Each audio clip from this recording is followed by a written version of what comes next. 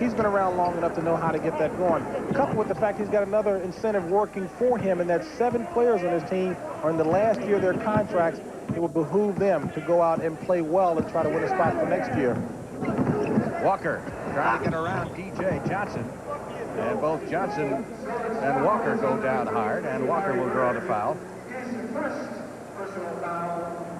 First of the team. Johnson picking up his first personal foul. I've been very impressed with Darrell Walker since seeing him in college. This guy, no one out-hustles him. He's got very long arms that contribute towards his playing extremely tough defense, and will come up with some surprising rebounds down in traffic because of his leaping ability and those long arms. Walker's been averaging 13.1 per game. And the Knicks as a team do not shoot free throws very well, which is yet another problem. Ainge to Bird, fade away. McHale with the follow. That was excellent defensive rotation by the Knicks that time. Everyone moved to the ball properly. Height hurt them, lack of. McHale 8th in the league in field goal percentage with 57. Sparrow. Boy, Sparrow's got it cooking. That's 4 baskets for him here in the first period. Well, that's where most of the points are going to come from for the Knicks with that particular starting 5 out there, Darrell Walker and Rory Sparrow. Dennis Johnson with the miss. Wilkins with the rebound. Down it comes to Lewis Orr. Orr jump shooting over Ainge. Gets it. Orr, who is normally the backup to Bernard King, but having to play as a regular now.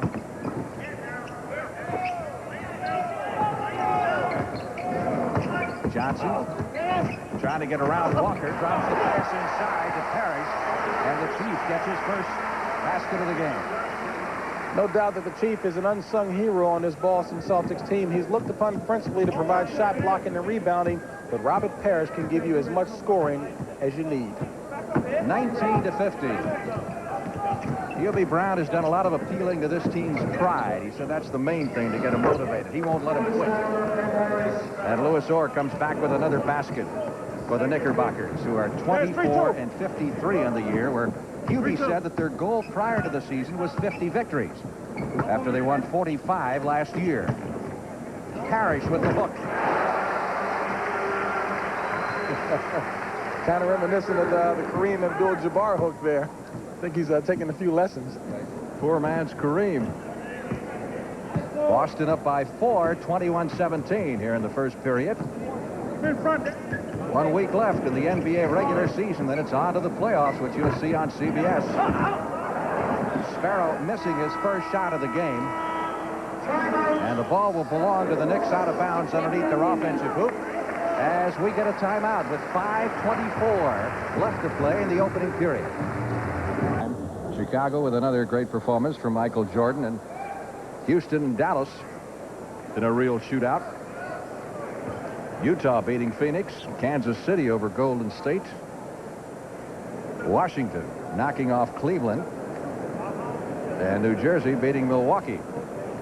And finally, the big one as far as the Celtics are concerned, with the 76ers lose, that means the Celtics are now the Atlantic Division champions, and they have the home court advantage throughout the Eastern Conference playoffs, no matter what happens in this final week of the season. Now they're just working on getting the entire home court advantage over the Lakers. Darrell Walker hitting for the Knicks. Thus far, Boston really having a big edge in the front court scoring. Johnson guarded closely by Walker. Double. Ainge going inside to Bird. He's double teamed. He heard somebody call a double. Got the shot away nevertheless, and Wilkins grabs it off the glass. Walker inside to Louis Orr. To Wilkins.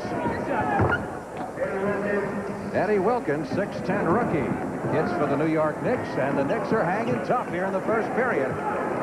Give the Knicks credit, Frank. They're really playing some inspired basketball, and again, they're being led by their 2 backcourt men, Walker and Sparrow.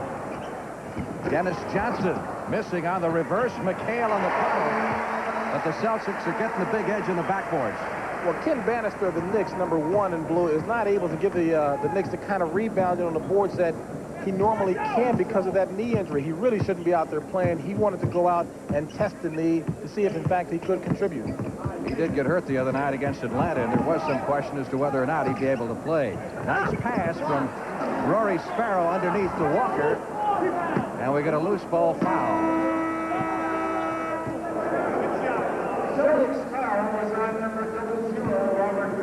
Parrish will pick up the foul. That's his first.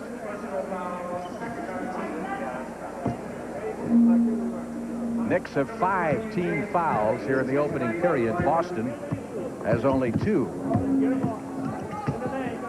Ainge trying to stay close to Sparrow. Louis Orr from outside. Parrish with the outlet down to Danny Ainge.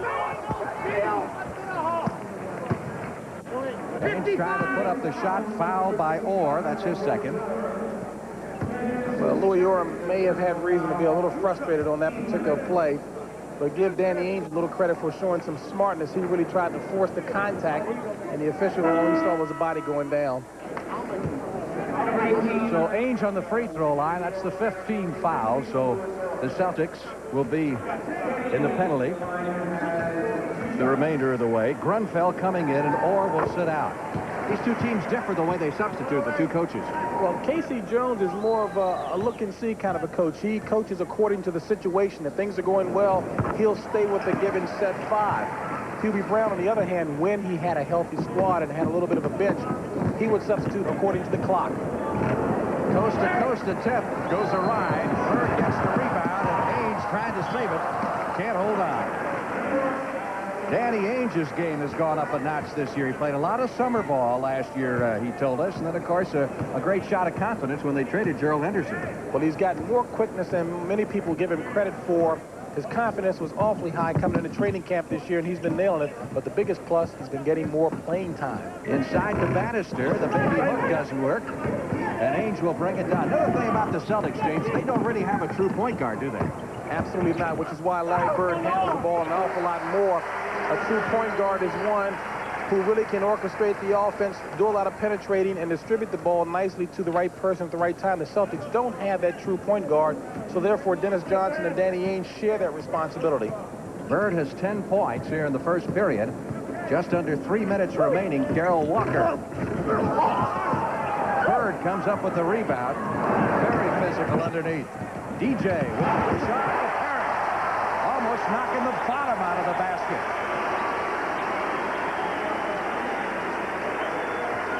There was a note in one of the local papers today wondering why Robert Parrish always went for the easy layup instead of the aggressive slam. I think he read that. 2 minutes, 32 seconds left to play in the first period, and the Celtics have jumped out in front by 8. Conference. A lot of truth to that. You see Darrell Walker missing the inside shot, but again, the Celtics are always thinking fast break. Take a look at Larry Bird. 4 jerseys around him. He gets the ball out quickly. Dennis Johnson nicely rewards the big guy because he's the guy who's going to be doing the dirty work on the boards. Robert Parrish loves it. Bird is a great throwback. I mean, he does everything. Shoots, passes, whatever it takes to win. And you can see that Boston doing a great job on the offensive boards. They've had the second chance opportunities and converted them into baskets. The Celtics have now scored 8 unanswered points as James Bailey come into the game for the first time. First time he gets his hands on the basketball, he gets an easy 2. Well, I tell you, if James Bailey ever gets untracked, he really could be some kind of pro basketball player. He's got the right pro body. He's got all the nice skills, good shooting touch. Just hasn't blossomed. And, of course, he's got some injury problems this year. He had an ulcer and some internal bleeding. Hubie says he's really one of his big disappointments this year. Despite all the injuries. Parrish with the miss, and Ernie Grunfeld with the rebound. Ernie got hot the other night, had 11 out of 12. Missed his first shot, and then hit 11 straight baskets. That was against the Nets. Johnson off to Ainge. Off the window for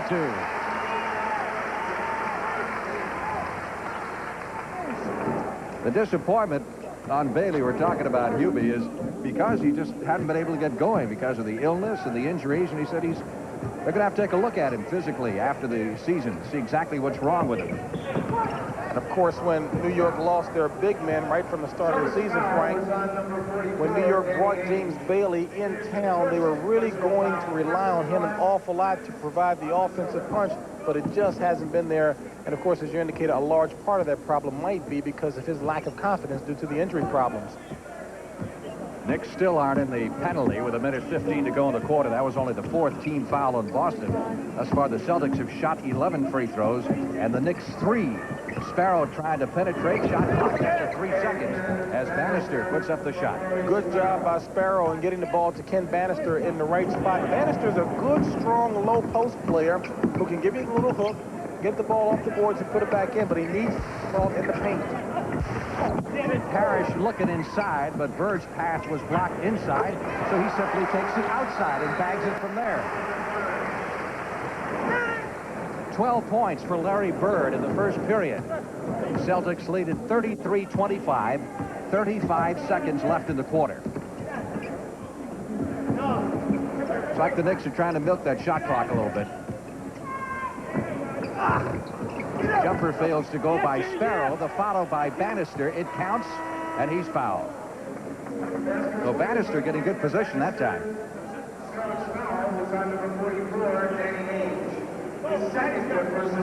Substitution coming into the game is Trent Tucker, who is one of the premier three-point shooters in the game.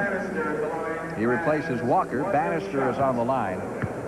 Bannister has laid a few bricks from the free throw line this year. He's a 48% free throw shooter. As I mentioned, still a very raw offensive ball player, but a good, strong pro body. And if he can play within his limits, he'll be okay. 6-point lead. Celtics holding it for the last shot. 10 seconds left in the opening period. Tucker guarding Johnson. Inside to Bird.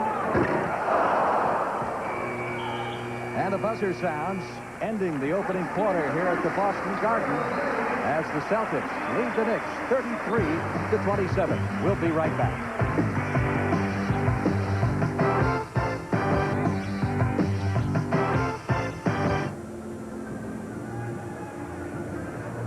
Well, one more weekend of the regular season left and on to the NBA playoffs beginning Saturday, April 20th, our CBS coverage. And we'll take it all the way through the final game of the championship series. You'll see each and every game of that championship series here on CBS Sports, home of great basketball, as you saw last Monday night in the NCAA final between Georgetown and Villanova. I must say, when this game was put on the schedule last July or August, it looked like a great matchup. You know, the way these two teams played each other in the playoffs last year. But the Knicks injuries have changed all that. And right now, Knicks trying to hang in there, though they've been out-rebounded in the first period, 16-7. Frank, it's pretty evident that what Hubie Brown is trying to do is to go to what good offensive players he does have out there on the court, and in this case, they're his guards. Rory Sparrow and Darrell Walker, who was starting, he's allowing them to handle the ball as much as possible to spread the court, and if their one-on-one move is there, take it. If not, then dish it out and hopefully connect on the outside shot. Ernie Grunfeld got that last basket for the Knicks, his first of the game. He's been one of their chief offensive weapons here in recent weeks since Bernard King was sidelined with the knee injury. Bird, Harris on the follow, sports, and he's fouled and comes up limping. Given that the Knicks do not have any height on the inside across that front line, it's awfully important that their front line keep in mind to play the fundamentals properly. They've got to block out. When you've got a Robert Parrish who stands 7'1", plus has a pretty good wingspan, in addition to Kevin McHale, very important that you get some body against them. See? Parrish got a little rest the other night against Washington. Right there, Rick. He swung at one of the bullets and was ejected for the last quarter or so of that ball game. He and Tom McMillan had a little aggravating match going back and forth there. Tom's got a few tricks in his bag. Jumper fails to go for Sparrow, who was hot at the outset of the game, but has cooled off. Ray Williams is now in the game for the Celtics, number 20.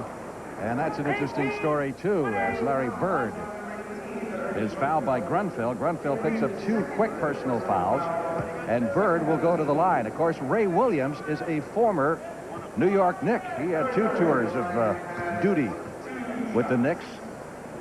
Boston picked him up as a free agent. They're working him into the lineup. Hope to have him ready for the playoffs. He did come in a little bit overweight.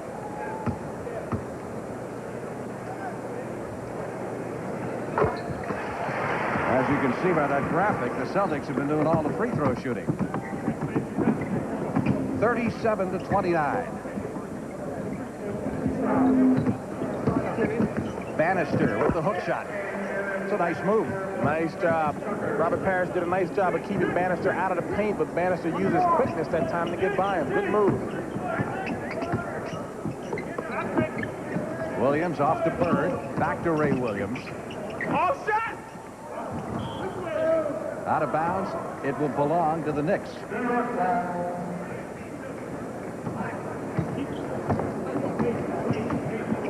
10 minutes, 15 seconds left to play in the second period. Celtics leading the Knicks 37-31. Tucker to Grunfeld, guarded by Bird. Turnaround, Bannister fails to go. Sparrow missing. Saw the Celtics had 2 men on the ball there knock each other off, Bird and Williams. But no harm done. Here's Larry Bird on the other end. Inside it goes to McHale. That sets up another three-point possibility. So often in the game of basketball, you hear their expression about how a great player can make his teammates even better. Perfect example of it with Larry Bird hitting a moving teammate. Celtics leading the Knicks 39-31 here in Boston. Really the key to the Celtics championship hopes, and James, here's just another facet of his game. Passing, I tell you, this guy can really do it all. You hear so much about all the other parts of his game. He scores, he passes, he rebounds. He'll give you a couple of steals a game. But the thing that really sets him apart in my mind, and I've been most impressed with Frank, is his attitude and his leadership. He will get out there and will dive for loose balls the same as a scrub coming off the bench.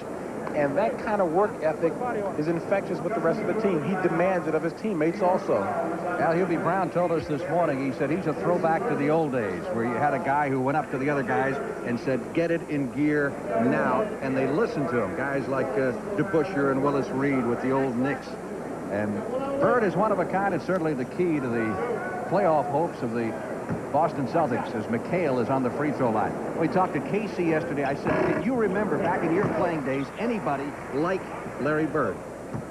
And I tell you, an awfully big compliment for Larry Bird when Casey said the only guy who came close to that was Oscar Robertson, who's considered, generally to be the best all-around player to have played the game. So that's really saying something. But he indicated that Bird probably could do even more. Sparrow with the miss and Parrish with the rebound. Build up. Let's go, baby. But Hubie Brown needs desperately here some rebounds. Not, as he said, he thinks he's got some conscientious objectors on that team. I mean, Atlanta got 63 boards against him the other night. Bird with the miss. Well, if you watch when the Celtics put the ball up, watch how many green and white shirts are in the paint and how close they are to the basket. You can't allow that kind of front line to get that close to the basket when you don't have the height like the Knicks. Fourth basket for Kevin McHale. He's got 9 here in the first half. Grunfeld answers for the Knicks. Ernie with his second hoop of the game. Ernie was a former #1 pick in the league with Milwaukee. Knicks got him as a free agent a couple of years ago, and he's turned into a very valuable backup man. Now, what the Celtics have done, Frank, is they've smartly continued to pepper away at the offensive end. They've got an 11-point lead now, so New York is now in the position of having to play catch-up. They spend an awful lot of energy trying to play catch-up. Then the Celtics hit another spurt, and that tires you out even more so. Celtics obviously in command. They have their biggest lead of the game at 11 points as Walker comes back into the game. And Bannister also coming back in. 8 minutes, 10 seconds left to play. That's a three-point try by Bird. Great follow. Look at this. You talk about effort. Again, Frank, the little things. The best person on the floor to determine where the shot is going is the guy who shot the ball. Larry Bird knew that shot was off, moved quicker than anyone else. Well, the first thing the coaches will teach you, though, is follow your own shot, right? Especially when you know it's off. Grunfeld with a pass off to Bannister. Hook shot fails over Parrish. Well, you wonder why they call Ken Bannister the animal. He can be a little physical. That's not a small fella he put on the ground that time. He has been a bargain, though, for the Knicks. and 24 points against Philadelphia a couple weeks ago, and he's making the minimum, which is $65,000 a year. Well, his coach in college, Harvey Hartley, told Hubie Brown that he was going to get a great bargain if he were to take a chance on him. The kid is not going to cost him much. He's going to work hard and hopefully progress. Williams. Batted up by McHale. Harris back outside to Bird. And the Celtics keep it alive on the offensive board. And Williams lines up with the basket. Great teamwork.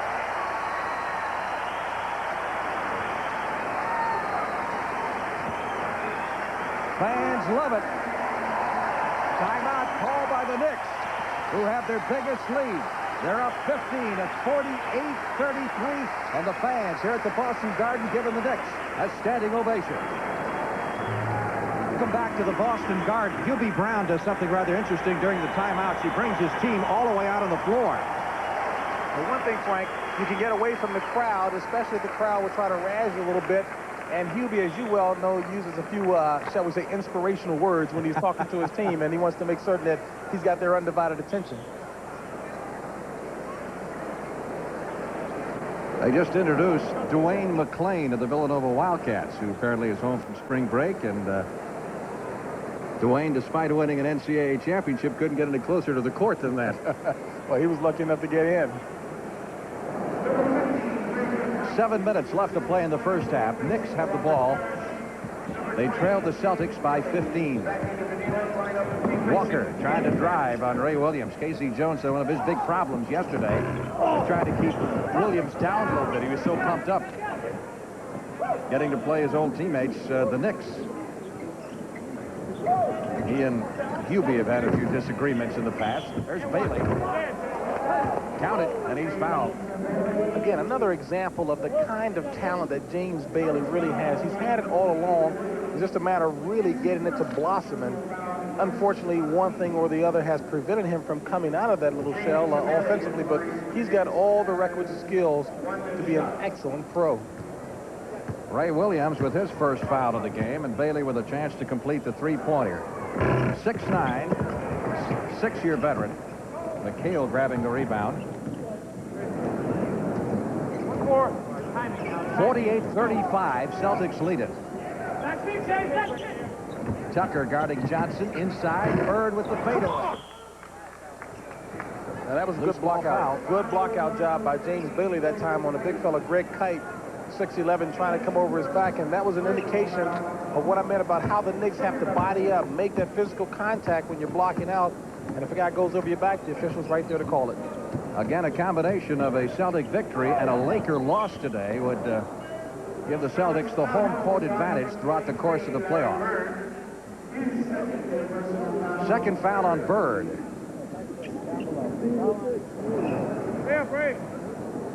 Had Wilkins been a little more alert that time, he would have gone back door to Trent Tucker.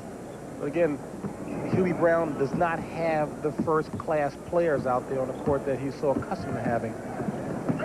Walker on the drive. Nice play. Darrell Walker with the driving layup.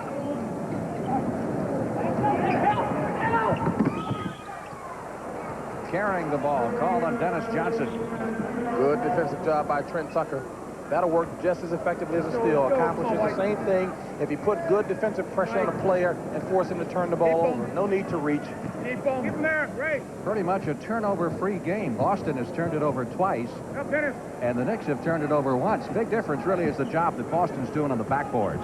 And again, here's where Hubie Brown has got his team holding the ball out around the three-point range, trying to run as much time off of that clock as possible, but he's keeping the ball in the hands of those players that he feels has the offensive talent that he needs to score. In this case, Darrell Walker. Walker jacks it up from 15, doesn't get it. Louis Orr with the follow.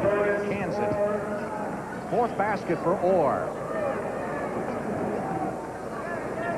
And we told you about Bird on his day off shooting for 2 hours at the gym last night. We came out here about 2.5 hours before the game today. There was one player on the court warming up, Larry Bird. All by what a shot! Save that one for the highlight film. Particularly for the younger players, Frank, who want to understand the benefit of coming out so early to practice, or on their off day coming out to practice. You get to know where you are on the floor in certain situations. Larry Bird didn't even have to look at the basket. That's called a sense of where you are on the court. Nice soft touch. Those kind of adjustments come only after hours and hours of practice. Larry Bird has 21 points and 4 rebounds in the first half. Makes you wonder what he'd do if his elbow wasn't sore. I was about to mention with a bad shooting elbow. Walker with the miss. Ray Williams tears it out of the arms of Orr. And Williams ups and scores.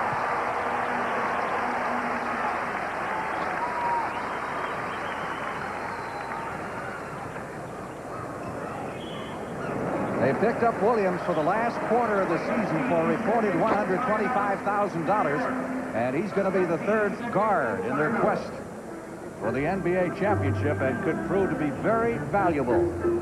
Boston 53 and New York 39.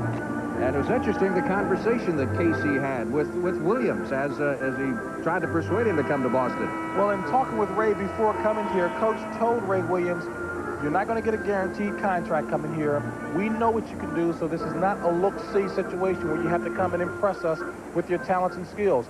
We want you to help us win a championship. We know you can push the ball up the court. We know you can give us scoring.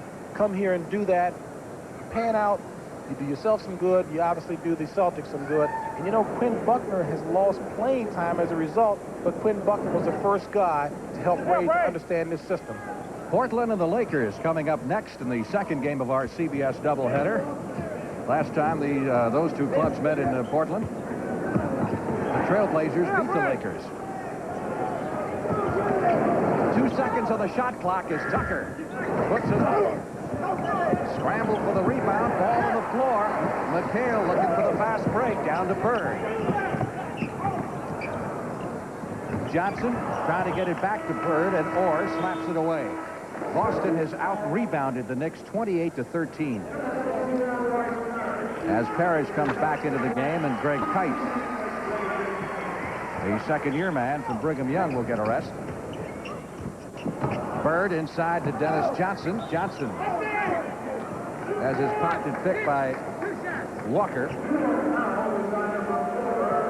But they call the foul on Walker instead, and Walker says, I got all ball.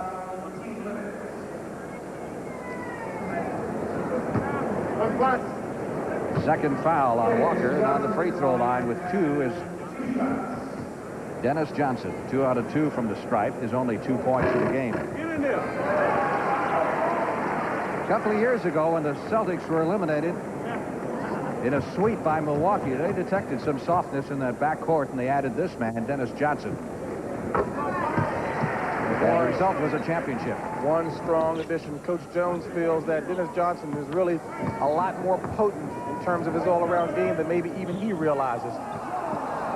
Celtics have shot 20 free throws in the first half to 4 for the Knicks as Williams picks up the foul. Williams is not a bad position. He's going to be a free agent at the end of this year, so if he makes it big with the Celtics in the playoffs, he's going to have great bargaining position. He can go to anybody. He doesn't belong to the Celtics. Mutually advantageous situation. And if he stays here, chances are the Celtics are going to have to pay for him next year. He missed 3 quarters of the year. Johnson going with the steal, but they say Johnson was out of bounds.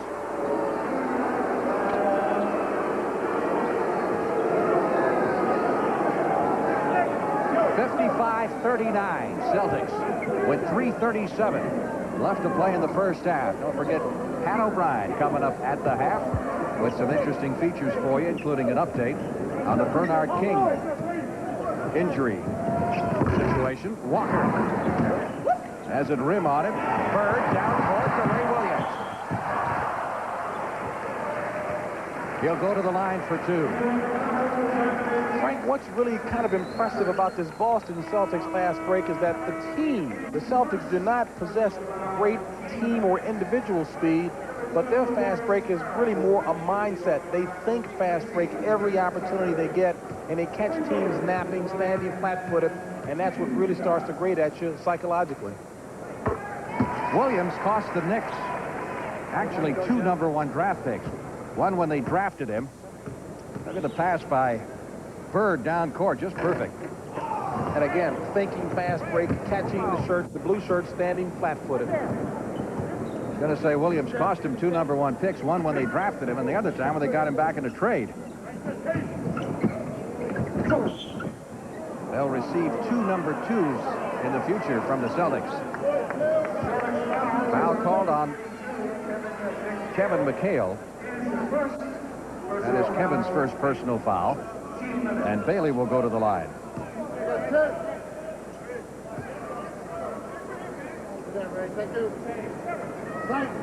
James Bailey at the line. The Knicks has 2 shots.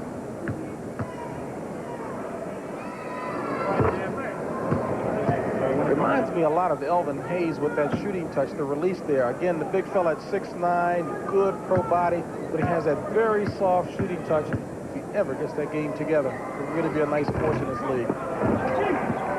1 out of 2, and here come the Celtics again. Sparrow fouling Johnson. Both sides in the penalty for the rest of the first half, which is 3 minutes and 6 seconds remaining. What you've got here, again alluding to the Knicks injuries, you've got a team with, well, you got cannons firing against water pistols, is what you've got when you get right down to it.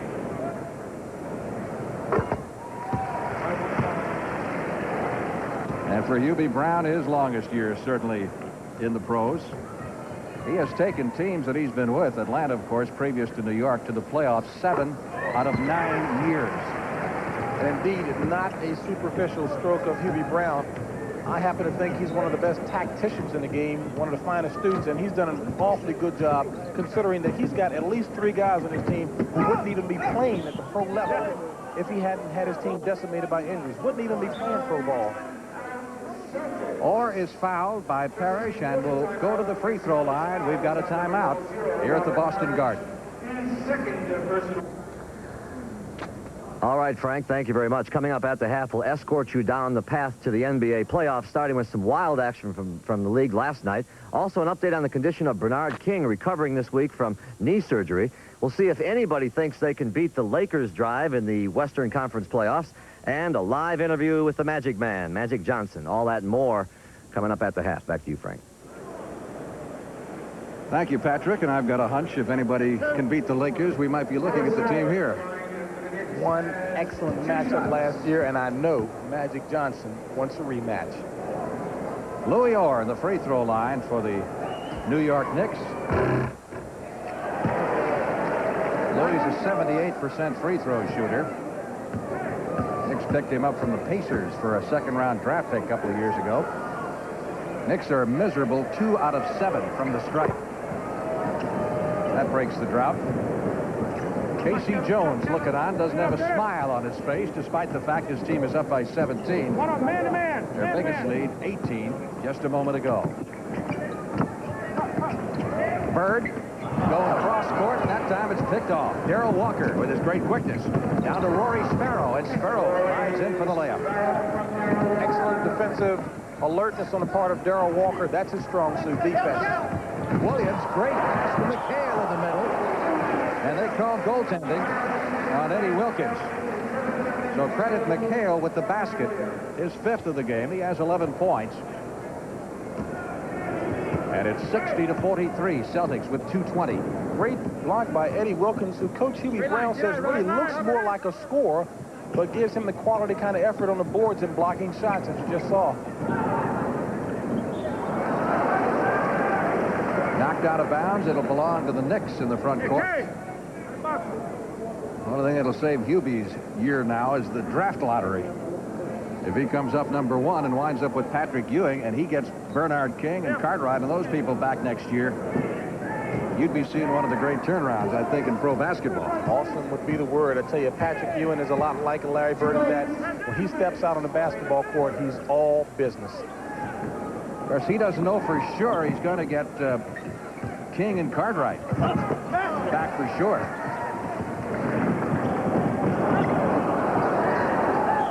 Turned over, and we get an over and back violation called on Bailey, so the Celtics will have the basketball. Of course, a lot of the fans in New York, if they don't get Ewing, the pressure on Hubie then is going to pick Chris Mullen, who's the big favorite in New York.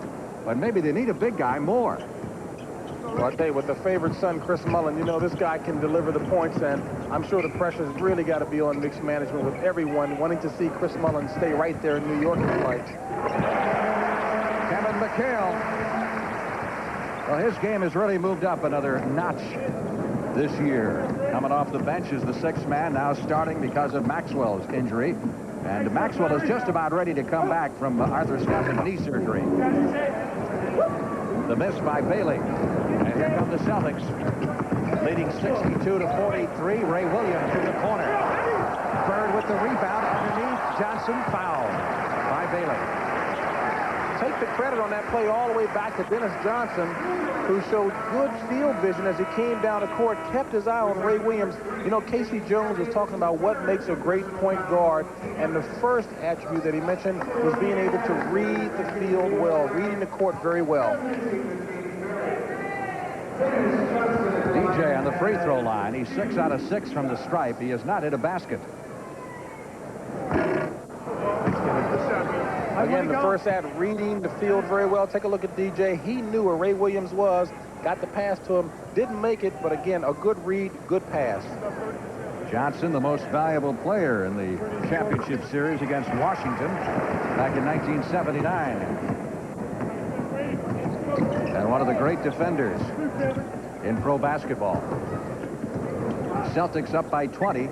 This, of course, is what Casey Jones wanted, so he could rest some of his regulars in the second half. Or with the miss, they'll give it to the Knicks. They'll say it was off Ray Williams. Williams claiming it was off the Knicks' knee.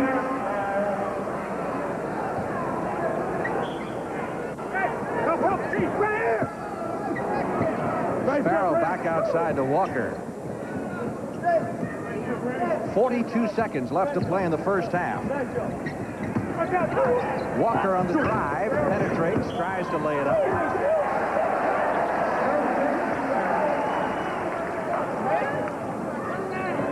Hey, 3-2. Johnson brings it up slowly. 29 seconds left in the half. 15 on the shot clock. Williams steps outside that three-point line, now drives on Sparrow. Now, the reason you see Ray Williams kind of swinging his arm in the air is he recognized he should have gone up for the shot when he heard the whistle. He was thinking unselfish with the pass that time, but with the whistle, should have gone for the shot. He would have had a two-shot situation. 3 fouls on Rory Sparrow. He still doesn't look in complete perfect shape. He was 10 pounds over, and I think Casey said he's got a little ways to go. Well, he's playing himself back into shape, but the big thing that Casey is concerned about is that Ray Williams gets his mind game together. Once he's in good condition mentally, he'll be okay. Time remaining in the first half, 10 seconds. Sparrow down to the floor, drives in, and as he's tripped, he's fouled. First foul was on number 3, Dennis Johnson. Dennis Johnson will pick up the personal foul. And that is his first. And with 7 seconds left to play in the half, Sparrow will go to the line. Rory started out hot with 10 points in the first quarter, but has since cooled off. He was a Hubie Brown favorite in Atlanta when Hubie was coaching the Hawks and had the opportunity to bring him to New York in the deal for Scott Hastings. Down to DJ, Bird with the great pass. And the Knicks give away the easy layup. Once again, a tremendous pass. And at the buzzer, it will go. Ken Bannister's basket will count. That's the end of the first half with the score. The Boston Celtics 67. The New York Knicks 46. Stay tuned for At the Half with Pat O'Brien following this commercial message. I could ask about the Celtics. Happened time and time again in the first half. Dennis Johnson, open shot from the corner. Johnson's second basket of the game. He has 11 points. 69-46 Celtics. Going for a clean sweep of the 6-game series between these two clubs. Wilkins going in hard. And Eddie Wilkins gets his second basket. 6th-round draft pick. A rookie. Hubie's gotten some pretty good scoring from his front line today, Frank. They've contributed 30 points on the afternoon, but of course the Celtics have gotten 45 points from their front line, and that's been the difference, along with the free throws. On the other hand, the Knicks are getting very little from their front line, and that's the area they've been hit so hard by injuries. Johnson with the miss, Wilkins with the rebound. Rory Sparrow trying to set it up outside for Hubie Brown's Knicks. Or off to Sparrow, drives on Bird. Wilkins. Good hang time on that play and drew the foul. Dennis Johnson will pick up the personal. That'll be his second. And Wilkins will go to the line with 2 shots. Ever see a player who thought he committed a foul? Never. Hasn't happened. Nor coaching degree. 4 points and 6 rebounds for Wilkins. 56% free throw shooter. And Hubie Brown of the Knicks fighting with a short stick here. They've been out-rebounded in most games this year. And are way behind in that department today. Danny Ainge with the fadeaway. Thought he had the bounce for a moment. Did Louis Orr with the rebound. And Darrell Walker. Sparrow open from 15. It'll belong to the Knicks. The other night against Atlanta, the Knicks shot 29%. And Hubie said, really, it was my all-time low. I've never had a team shoot as low as 29% in a game. Walker. And Dennis Johnson on the other end. If that play does anything, Frank, it demoralizes a team to have worked that hard on the offensive floor in the case of the Knicks and then come back and give up an easy basket like that. And Hubie will not hesitate early in the half or the quarter to call a timeout and get his guys straightened out right there. They've been killed in the first half on those long passes, and it's a pattern that's picking up here in the third quarter. You had also mentioned at the top of the show about how this game really had some importance for the Celtics because one more win and they've got the entire league home court advantage. Timeout here at the Boston Garden with 9:57 left in the third period. It's Boston 71, the Knicks 51. Back in a moment. The player of the game in conjunction with the award, Light Beer for Miller will present a check for $1,000 to the National Multiple Sclerosis Foundation in that player's name. Knicks of the ball as we get back to play, and I think the biggest stat we have so far is that Boston has out-rebounded the Knicks 36-13. They have almost tripled the Knicks' production on the board. Walker heading for New York. Darrell with his 5th basket has 11 points. 71-53.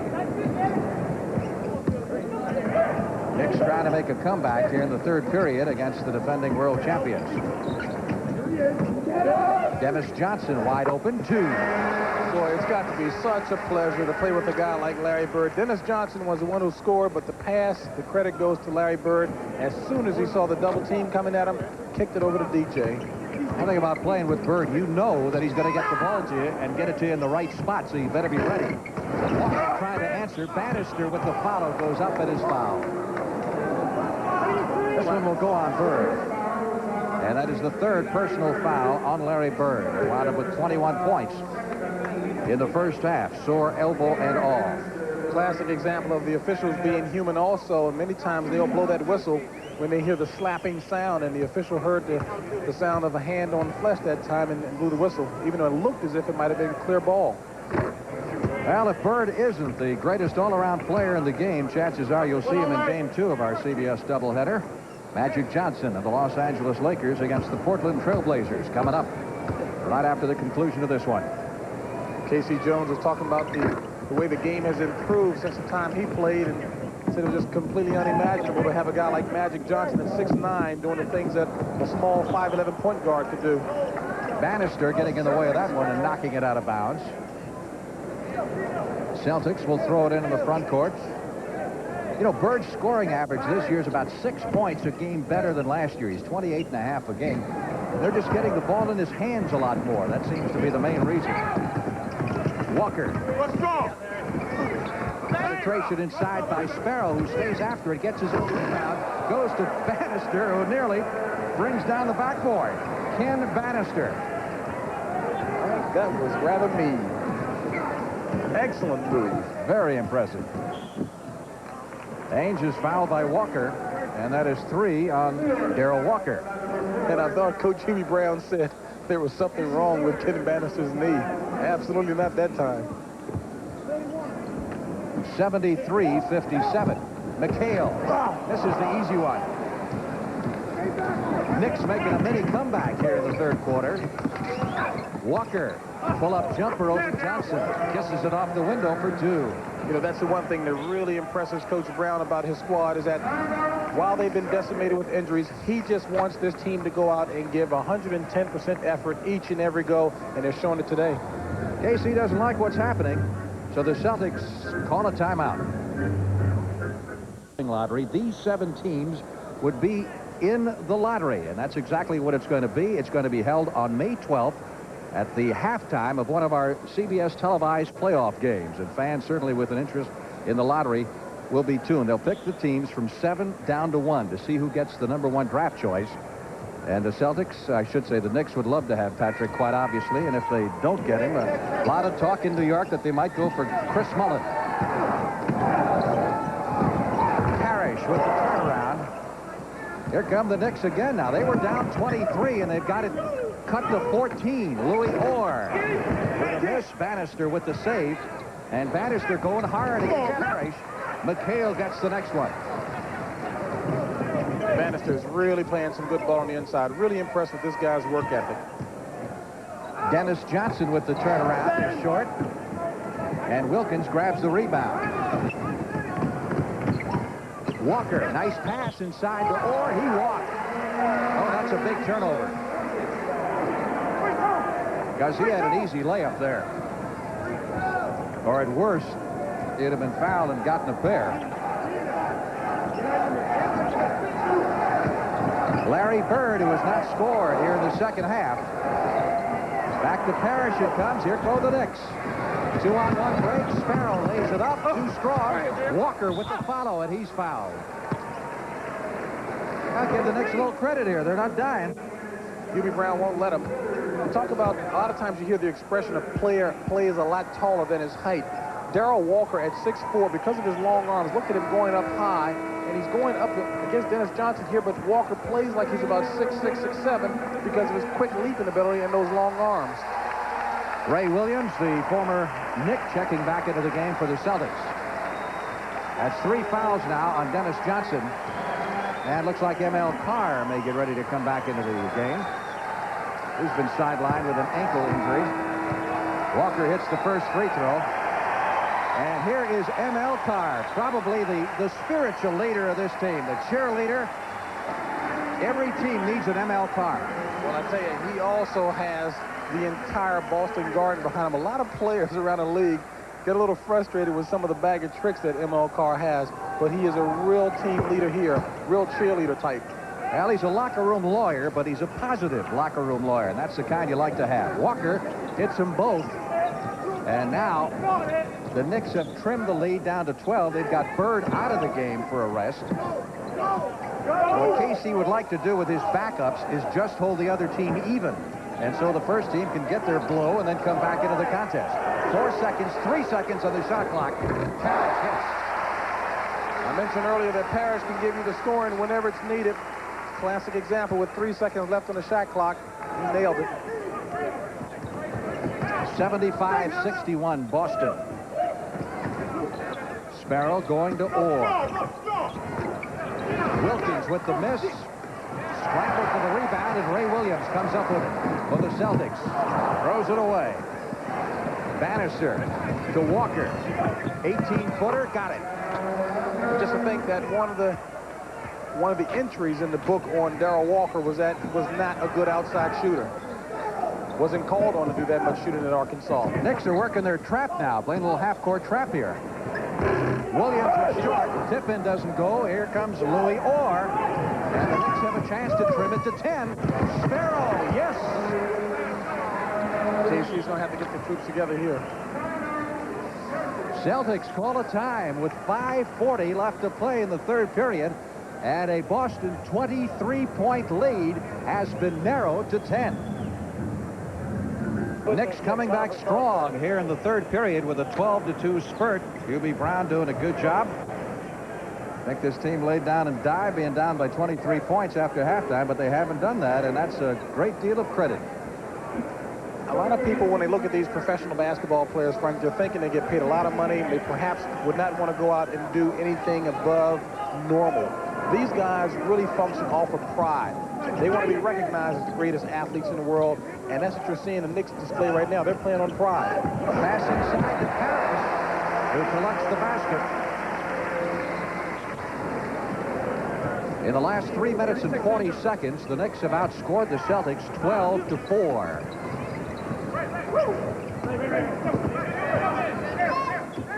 Walker looking inside to Bannister, and Bannister showing a nice touch. Now, that was excellent utilization of what Bannister has as an advantage. A lot stronger, bigger torso than Larry Bird. He turned around and used that strength to his advantage to get Bird off of him. Tremendous pass from Bird to Parrish, who gets the easy two. Once again, the great passing ability of Larry Bird evident. What did you say about that easy layup style of Robert Parrish? I think that'll be gone forever. Bird now has 8 assists in addition to the 21 points, all of which came in the first half. 79-67. Sparrow for the Knicks. One thing about Bird, the Celtics always know they can go to him. He's their pressure guy. When it gets tight, you know the ball's going to wind up in his hands. And more importantly, he can deliver. Quinn Buckner has come into the game. Parrish gets the rebound. Traveling call against Parrish.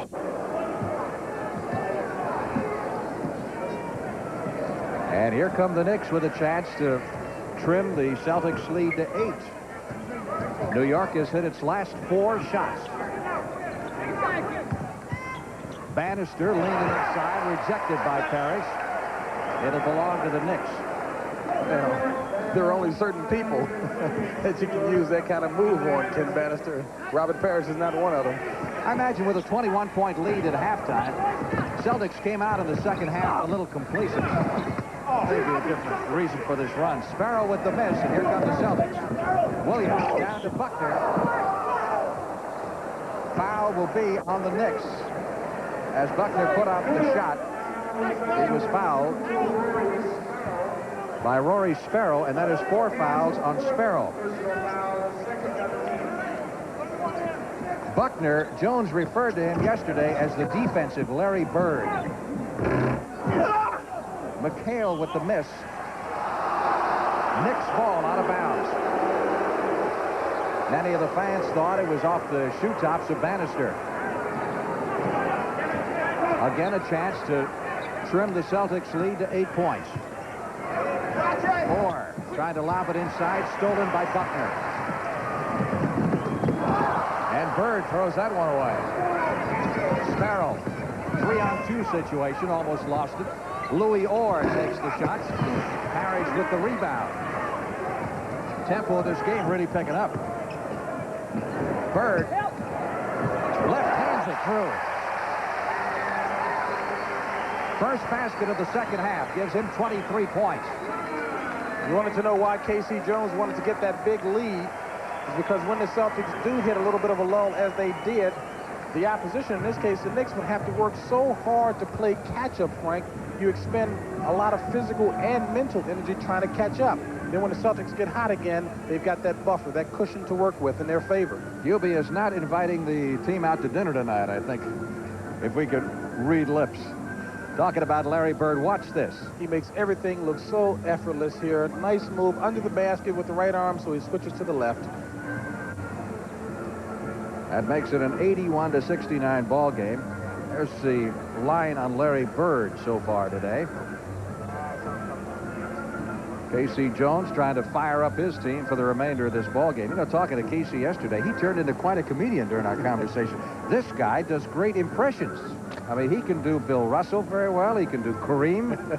I mean, Kareem would love to see that invitation. Oh. He had us rolling on the floor. He's always had that low-key sense of humor about him, but of course he's displaying it more this year after coming off of the year where they won the championship. But you know, he was talking about Kareem Abdul-Jabbar. He said Robert Parrish normally shakes in his boots whenever he's playing against Kareem. Whenever Kareem gives him this one look, Kareem wears these big goggles, you know, which seem to magnify his eyes. Let's see you when do he it. gets the ball, and Kareem gives you that look with the eyes like, then you know it's coming. You know the hook shot's coming. Right? It's all over there. And he does a great imitation of Russell after he says when you're playing and your defensive guy gets away and Russell has to cover it, right? And if Russell's man gets the ball and slam dunks, Russell will give you the look all the way down the court, and you know you made a mistake because you've embarrassed Bill Russell. Then Casey could also show you what the Brooklyn strut is, right? After the other team scores and the guy goes down the floor and nice pass, right? And while you're back there kind of clowning around, going down the court, talking about the pass, the guy's got the ball over your head, and he's going in for the layup, the Brooklyn strut. That's a new side of K.C. Jones that we found out about yesterday during our meeting with him. Very entertaining guy, great personality, and probably a very underrated coach. You figure, well, anybody can do it with the Celtics, but he has the chemistry on this team just where he wants it to be. Don't underestimate the intelligence of K.C. Jones. I had him as a coach my sophomore year in college at Harvard, and the guy understands the game so exceptionally well. Louis Orr hitting for the Knicks, 11 points for Orr. And again, we've got a 10-point game, 81-71, with 2 minutes and 30 seconds left to play in the third period. Neither team close to the penalty in the foul situation. Parrish has it rim out on him. Knicks are really hustling. They have gotten on the boards here in the second half, where they were just murdered in the first half, and they're making a ball game out of this. Again, look at how the Knicks are trying to spread the court to free up a one-on-one move, but a great defensive play by the defensive superstar, Quinn Buckner. K.C. Jones says, I don't care if Buckner never shoots the ball again. He's in there for his defense. As a matter of fact, Bird. K.C. would prefer that Quinn Buckner not shoot the ball. McHale got the good bounce and wound up with the easy hoop. 15 points for Kevin McHale. Sparrow guarded closely by Buckner. Walker picked up by Williams.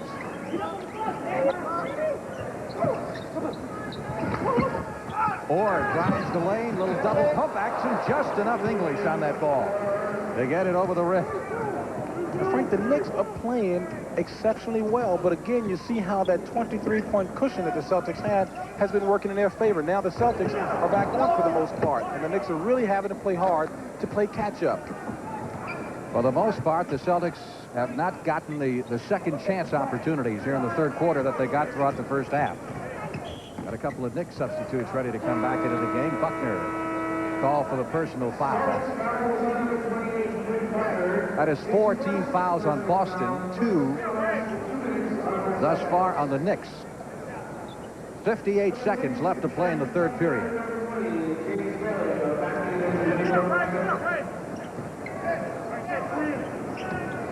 Rory Sparrow. Tucker going inside. Bailey for 2. James Bailey gets his third basket. And the Knicks have now trimmed the Celtic lead to 8 points. They've knocked 15 points off that lead as Williams puts up the shot in his foul.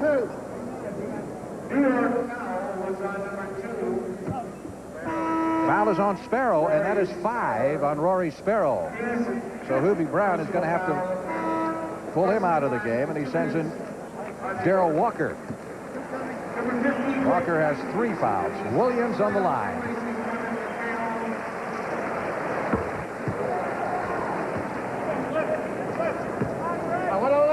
Eight points for Williams. Last time these two teams played, he got just 6 token minutes. not long after he came back. That was in the Garden and did not score. Greg Kite getting that rebound. Back to Williams, back to Kite. And Kite sends it outside to Buckner. Looked like nobody wanted to take the shot there for a minute. Well, you can see the eyes of the Celtics when Buckner took the shot. They kind of covered their eyelids. KC was looking down at the floor. Orr from the top of the circle. He's really playing well. 15 points on the afternoon. Really talented ball player, and you've got to give him a lot of credit because that 15 points is really exceptional when you consider he's trying to defend Larry Bird. 3 seconds left in the quarter, and Bird responds. Champion that he is. Desperation heave by Walker hits the rim. That is the end of the third period with the score. The Celtics 88, the Knicks 77. We'll return after this word from your local station. This is CB. We're along with James Brown back at the Boston Garden. Was that a sport that you ever got into? What is it, crewing, sculling? The Charles River was always covered with ice when I was in school here. I've never seen it that clear. That water's a little cold, huh? Well, Larry Bird looking on here as we start the final period. The Knicks outscored the Celtics 31-21 in the third period. Now shot them as well. So a fine third quarter for the Knicks, who were down by 21 at the half and knocked 10 points off that lead in the third period. Well, Bird kind of took it easy. Had just one basket in the third quarter. Let's see if he opens up. Buckner out to Parrish with 3 seconds on the shot clock. Bird at the follow. 25 for the superstar of the Boston Celtics. Make it 27. Celtics a little tough to beat when they're ahead going into the last quarter. They don't blow many leads. Trent Tucker, good outside shooter. And Trent has been in somewhat of a shooting slump. That's why we haven't seen him. He's one of the premier three-point shooters in the league, and one string this season of 10 in a row. Bird with the turnaround. Rebounded by Bailey, and here come the Knicks. They trailed 90-79. Walker, the leading scorer for the Knicks, with 17, contrasted to Bird's 27 points. Grunfeld is now in the game for the Knicks. Bailey short with that shot, and Parrish with the rebound. And that's not the kind of shot that Coach Hubie Brown wanted James Bailey to take. Big fellow may have the shooting touch of a guard, but he's not supposed to take shots 23 feet away from the basket. Bird with a tremendous pass to Ray Williams. Assist number 9 for Larry Bird, and these very basketball hit fans at the Garden respond just as loud for an assist like that as they do for a slam dunk. Walker was standing on the out-of-bounds line when he took that pass. So the Knicks turn it over, and Louis Orr checks back into the game. And Mr. Bailey, who has incurred the displeasure of Hubie Brown, will take a seat on the pine. Now here's where Coach Brown really wishes he had some depth on the bench to go to, because it looks as if the Knicks may have lost a little bit of their legs. They were standing flat-footed on both plays. This recent basket by Larry Bird and the pass before that, no player jump. They're a little fatigued. 29 points for Larry Bird, a Knick timeout with Boston leading 94-79. Giving that extra effort makes winners. The All-You-Can-Be, sponsored by the U.S. Army. When Bernard King's career took an erratic turn, many observers felt he couldn't make it in the NBA. But King's career took off upon returning to his hometown as a New York Knick. Bernard perfected his deadly turnaround jumper to go with his punishing drives off the break, and stands as one of the game's premier scorers. Now the popular captain of the Knicks, Bernard King, never stops striving to become the best he can be. In a week away, and we'll be back on Saturday, April 20th at 3:30 Eastern Time. So the Knicks trying to put a little heat on the Celtics, but we're into the last quarter. Looks like the Celtics have begun to play. You know, talking about Bernard King a moment ago, despite the fact he's out for a year, Bernard is still going to win the NBA scoring championship. He'll have scored over the minimum number of points required. 1,400 is the minimum. He's got 1,809 points and averaging 32 point plus per game. And the winner goes not on total points, but on scoring average. Of course, you hate to see anybody go down with a knee injury, Frank, but particularly in the case of Bernard, who was having such an exceptional year and really a very fine person, and we certainly wish him the best in his recuperative period. Ken Bannister has a 16-point game working against the Celtics after that last basket for the Knicks. Parrish going to Williams. And Williams fouled by Tucker underneath the basket. Second foul on Trent Tucker, who was Hubie Brown's first-round draft choice after he took over the Knicks job from the University of Minnesota. I was talking with Ray Williams before the game this afternoon, and he was mentioning one of the biggest differences that he noticed in coming to this team versus the other teams he's played for is how loose and confident the guys are. And of course, we talked about the fact that Quinn Buckner was going to lose some minutes with Ray Williams coming here to play. And as I said before, Quinn Buckner was the first guy who came over to try to help Ray pick the system up a little better. Grunfeld. That's a great shot by Grunfeld, and he is fouled. He's not the greatest leaper in the world, but he got pretty good hang time there. But he's got a big body. You take a look, 6'4", or rather 6'5", 6'6", and about 235 pounds. But a nice move. Didn't hang in the air too long. That body was bringing him down pretty fast.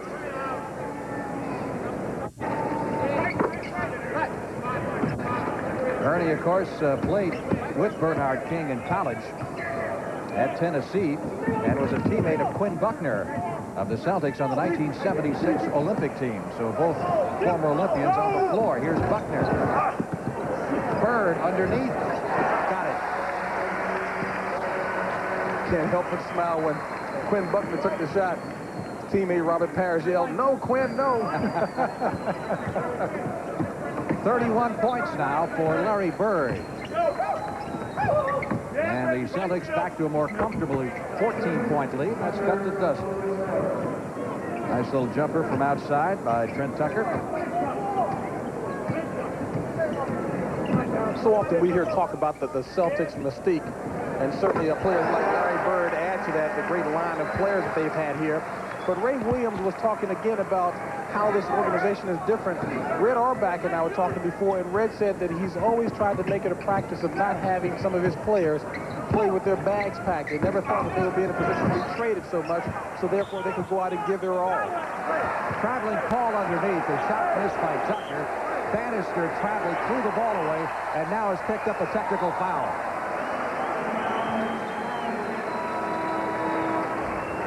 Bannister did not agree with that call, and he referee Bill Saar knew it, and it cost him a tee. Larry Bird on the free throw line for the Celtics. It's a rare miss for him, but he's actually missed 3 foul shots today. Nobody's perfect. 33 points for Bird. Hubie Brown exhorting his troops to hang in there. Don't give up now. Celtics going for their 62nd victory of the year against 16 losses.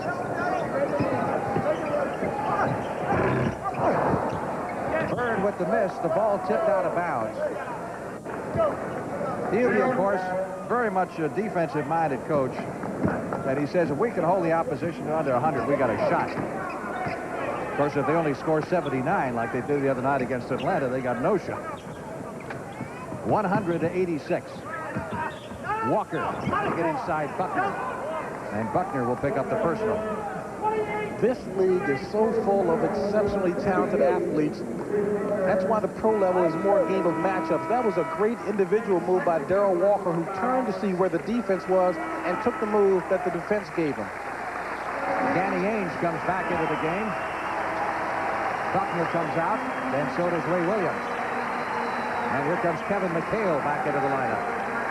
Well, K.C. Jones got what he wanted that time. He got a number of starters, in this case DJ, and Danny Ainge a lot of resting time on the bench.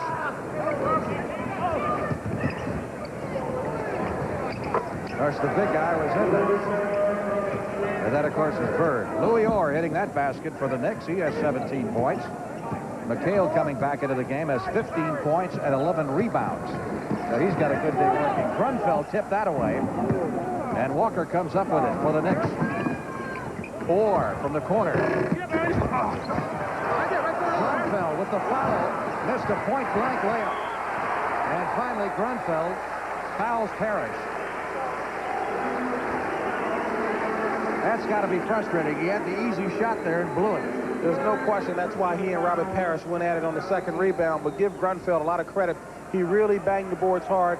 He knew he shouldn't miss that easy layup and went back the second time, but had to pay the price. 100-88 Celtics. 7 minutes left to play in the game. Parrish to DJ to Ainge. Wilkins out racing Parrish for that ball down to Grunfeld. And he's fouled by McHale. Second foul on McHale. We've got a timeout with 6 minutes, 44 seconds left to play in the game, and the Celtics leading 100-88. Well, I was the only teenage announcer they ever had down there. Grunfeld on the free throw line. I want to go.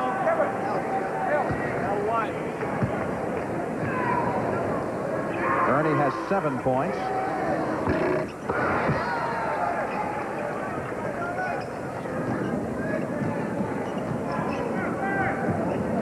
Six minutes and 36 seconds. Chances are the Celtics going to work on milking the clock a little bit now, I would think, as they're up by 11. Parrish shooting over Wilkins, and Wilkins fouled him. That is 4 on Eddie Wilkins, 6'10 rookie, 6th round draft choice.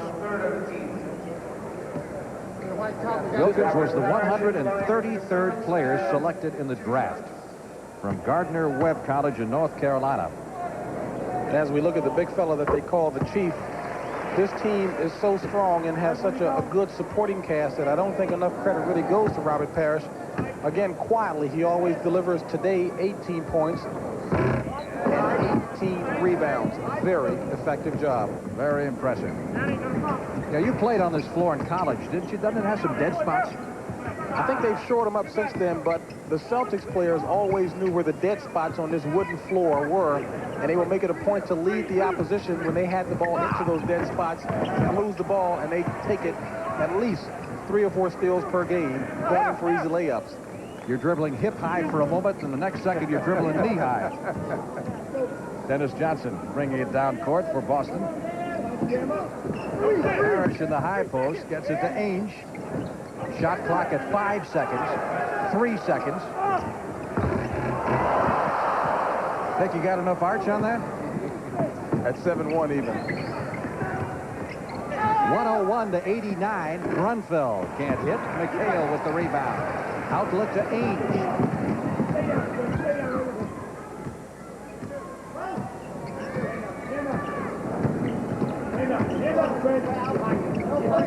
Dennis Johnson from way outside. Parrish keeps it alive. Grunfeld takes it away. Long pass down court to Trent Tucker, who winds up with the easy layup, thanks to Ernie Grunfeld's aggressive play. You gotta love the never say die attitude that Ernie Grunfeld is displaying. He is really playing basically some football out there, throwing that big body of his around. Once again, a 10-point lead, and the crowd clamoring for the Celtics to put him away for good here. And if they do, chances are he'll be right in the middle of it. Larry Bird, 35 points. Celtics always seem to have had the right player to deliver the points at the right time, from John Havlicek to Sam Jones, and now Larry Bird, of course. Tucker dishes it off to Orr, gets McHale out of position, and drives for the easy 2. Orr having a good game, 19 points. Again, a 10-point lead for the Celtics, but the clock is their ally now with just over 4 minutes left to play in the game.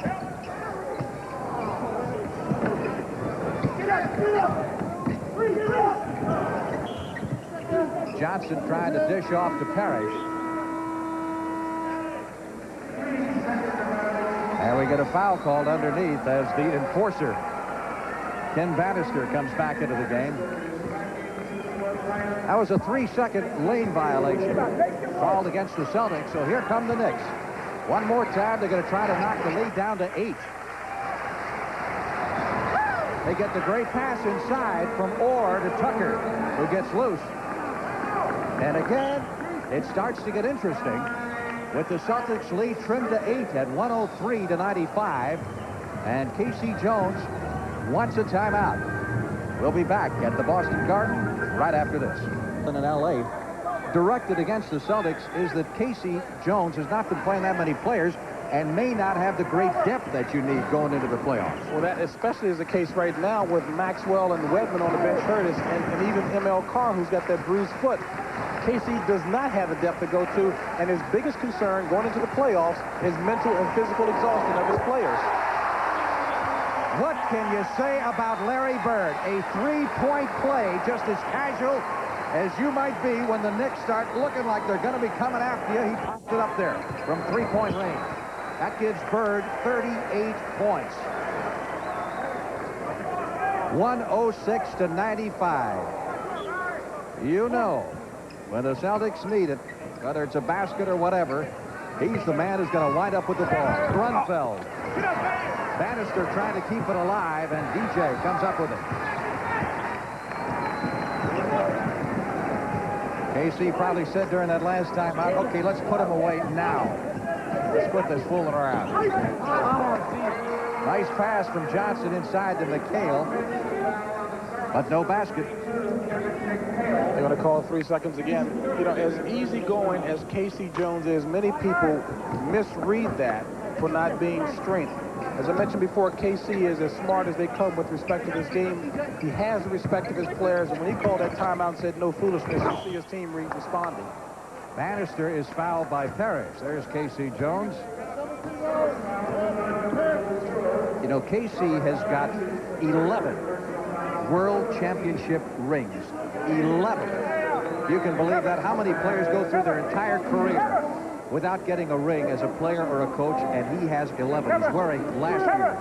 Trying to get one. Casey Jones, as a matter of fact, mentioned that he had never even considered the possibility of coaching until the pocketbook got a little low and recognized how well coaches were doing. And certainly there isn't a better person who understands the game any better than KC to have moved into the ranks.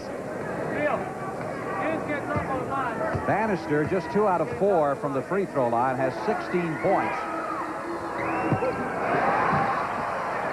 That's one thing you can bet Hubie's going to be working with him during the offseason, is to improve that free throw shooting. He does not have a good touch from the line. 2 minutes and 30 seconds left to play in the game.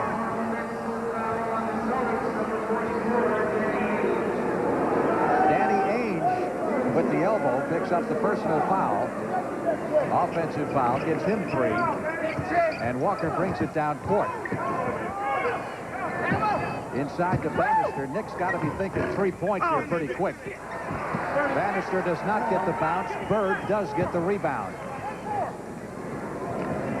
Boston up by 11 with 2 minutes 5 seconds left to play in the game. Bird. Orr with the rebound.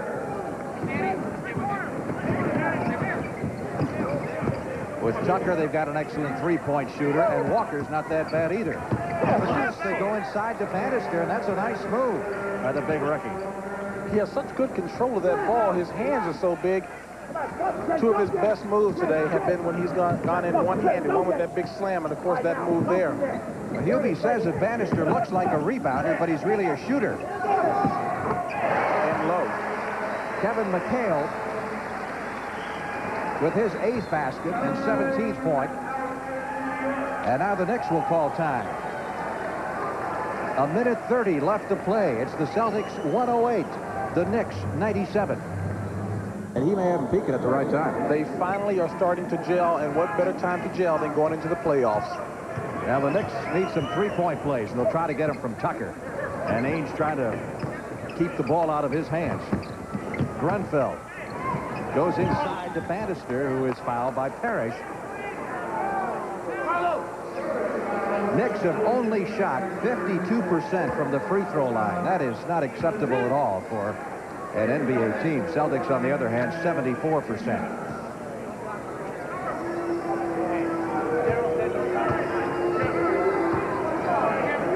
Ken Bannister.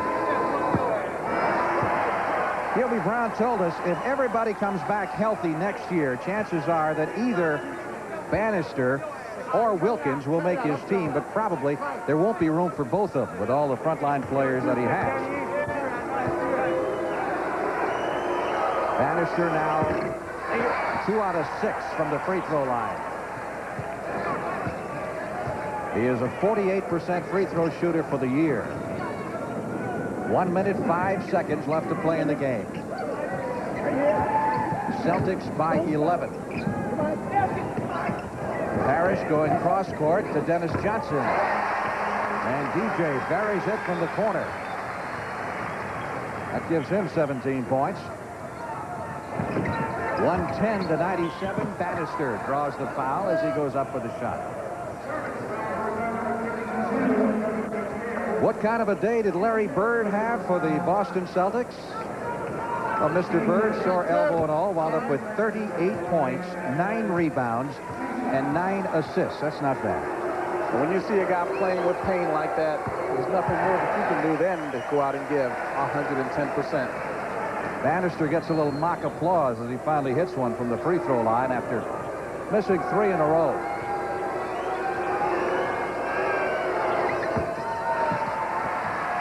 Kevin McHale on the rebound. Johnson shoves it down the floor to Ainge. Back to Danny Ainge. Ainge with only his second basket of the day. He has 8 points. He's been troubled with some back spasms, and that slowed him down a little bit. As well as a bit of a Charlie horse. Bannister with a little tomahawk dunk for you. The one positive that's come out of this season for the Knicks is that a number of the players with, again, in the last year, their contracts are getting the chance to get a lot of minutes, show what they can do. Coach will know what they can do going into next season, and Bannister certainly is profiting from that. Final 12 seconds of the game. Parrish is fouled by Louis Orr. 10 seconds to go, and this one is in the Celtics' pocket. That means their magic number now would be down to 1.